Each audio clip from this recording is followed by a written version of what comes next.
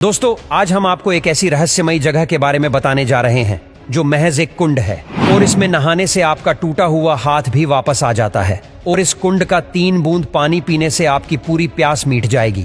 और ये कुंड ऐसा भी संकेत देता है कि हमारी पृथ्वी पर गंभीर आपत्ति आने वाली है। तो दोस्तों, इस कुंड को भीम कुंड के नाम से जाना जाता है। यह भीम कुंड मध्य प्रदेश के छतरपुर जिले से करीब 75 किलोमीटर दूर स्थित बाजना गांव में मौजूद है।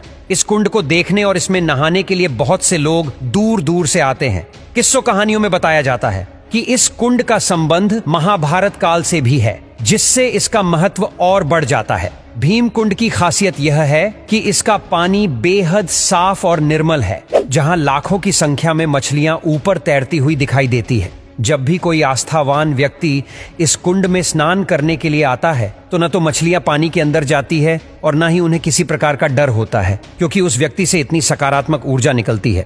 भीम कुंड की गहराई नापने के लिए कई वैज्ञानिकों ने दिन रात एक कर दिए, लेकिन आज तक कोई भी वैज्ञानिक और संस्था यह पता नहीं कर पाई कि आखिर भीम कुंड की गहराई कितनी है और आखिर कैसे एक छोटे से कुंड के अंदर समुंदर जैसी स्थितियां पैदा होती है। आखिर इस कुंड का महाभारत में क्या महत्व था, चलिए इस बारे में आपको थोड़ा बताते हैं। दरअसल ऐसा माना जाता है कि पांडव जब अज्ञातवास में रह रहे थे तब उन्होंने अपना कुछ समय भीम कुंड के आसपास गुजारा था। कहते हैं कि कई दिनों तक घूमते घूमते द्रौपदी को जब प्यास लगी तो पांडवों ने इधर उधर पानी की तलाश की, लेकिन आखिरकार जब उन्हें कहीं पर भी पानी नहीं मिला तो भीम ने अपनी गदा से एक चट्टान में जोरदार प्रहार किया और उसके नीचे से एक बड़ा सा जलाशय निकला।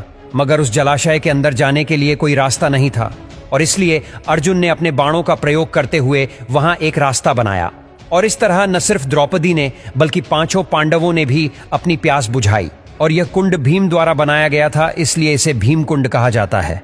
भीम कुंड 40 से 80 मीटर चौड़ा है और यह कुंड देखने में बिल्कुल एक गदा के जैसा दिखाई देता है।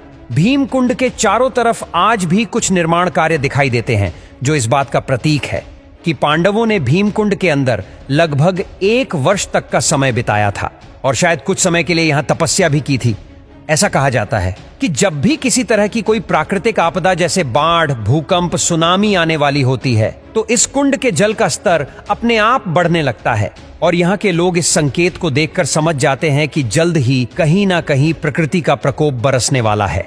साल 2004 में सुनामी आने से पहले भी इस कुंड में अचानक कुछ हलचल पैदा होनी शुरू हो गई थी, जब इस कुंड से पानी की लहरें 15 से 20 फीट ऊंचाई तक अचानक उछलने लगीं। इसी घटना के बाद से भीम कुंड के दर्शन करने वाले लोगों की संख्या काफी बढ़ने लगी। कुछ दिनों बाद देश विदेश की मीडिया और दुनिया भर के वैज्ञानिक भी यहाँ पहुंच गए, जिसके बाद भीम कुंड पर शोध शुरू किए गए कि आखिर कैसे इस कुंड में समुद्र की तरह हलचल हो रही है।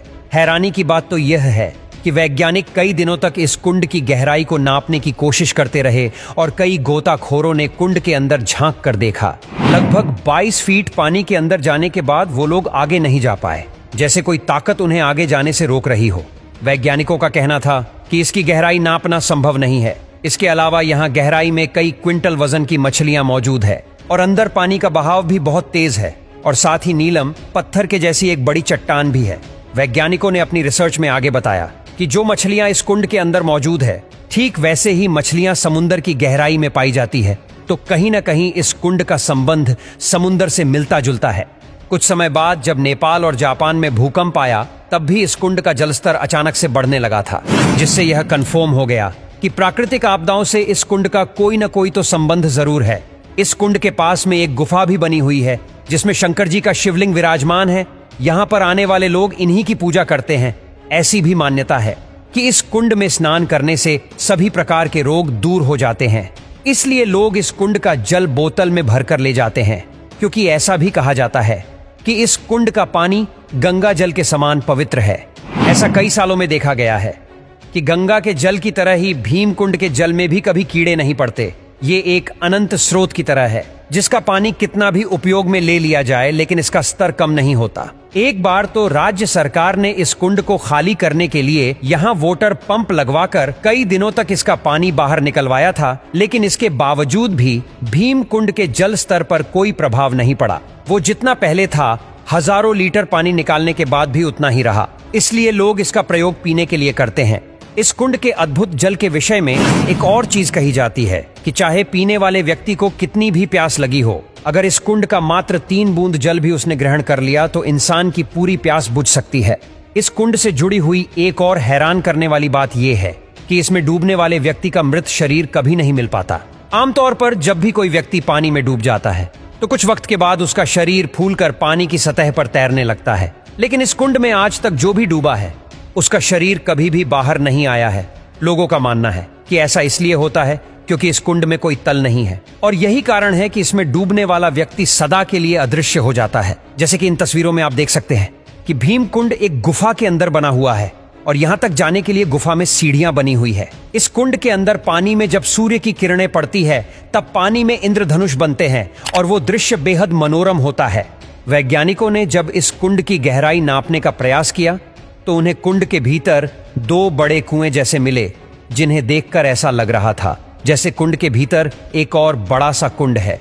उनका मानना है कि इनमें से एक कुएं से जल आता है और दूसरे कुएं की मदद से बाहर निकल जाता है। हालांकि इस कुंड के नजदीक मौजूद लोगों का मानना है कि कुंड का भीतरी संबंध समुद्र के साथ है, जहां से बहुत तेज लहरों के साथ पानी आता जाता रहता है। इस कुंड के पानी का स्रोत क्या है, इसकी गहराई कितनी है और वह कौन सी अदृश्य शक्ति है जो गोताखोरों को भी यहां नीचे जाने से रोकती है, ऐसे कई सवाल हैं, मगर इनका जवाब किसी के पास नहीं है। बस इतना ही नहीं, बल्कि इसी की तरह भारत में और भी काफी सारे कुंड हैं जो इससे भी कई गुना रहस्यमयी है।